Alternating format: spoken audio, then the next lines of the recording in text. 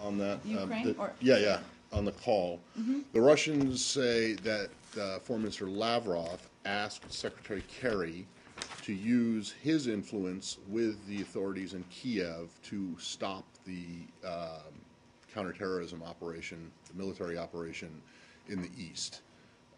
Is that correct, one? And if it is the administration willing to do such a thing? Well, I'm not going to read out, as you know, Foreign Minister Lavrov's comments or views, but I will say, as we've talked about a little bit in here, that we have a fundamental disagreement with the Russians about what the Ukrainian government is doing and the validity of their own right to maintain calm and order in their own country.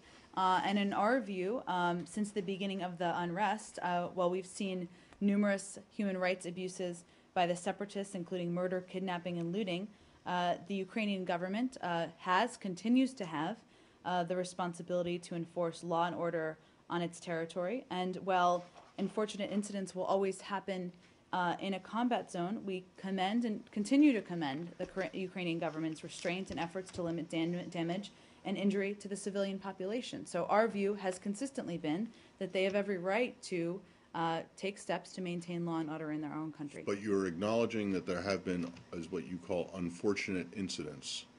Well, there have been reports of them, Matt, yes. Right, but committed not just committed by the Ukrainian military or by the I'm not placing blame. I'm separatists? suggesting that in any conflict like this, that occurs. That's unfortunate. They've taken every step possible to exercise restraint while trying to maintain law and order in their own country. Okay, so you believe the administration believes that the Ukrainian military has shown restraint in its operations in the east? Yes. Okay, and then so when you talked about human rights abuses, what were you referring to? By Russian separatists? I don't know. That's what I was referring to. So even though there have been unfortunate incidents, which you say on both sides, or am I mischaracterizing that? There have been in general, yes, on the ground. Unfortunate incidents yes. on both sides. What you would term human rights abuses have come only at the hands of the separatists? Well, I think I know this is not your intention, but I'm not sure if there's a specific report you're referring to. We're not aware of one, so. Well, no, I'm not referring to a specific report. I'm just referring to you said that there were human rights abuses committed, and then you said that there were unfortunate incidents, and I'm trying to make, and an unfortunate incident isn't necessarily a human rights abuse.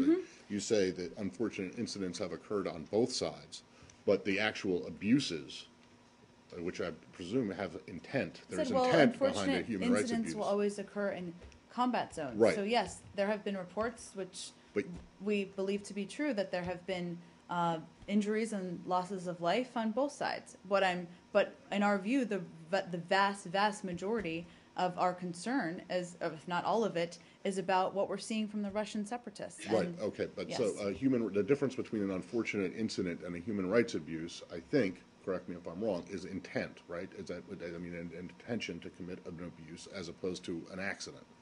Sure. And you don't see that any of the unfortunate incidents committed by the Ukrainian military have been actual abuses. Is that correct?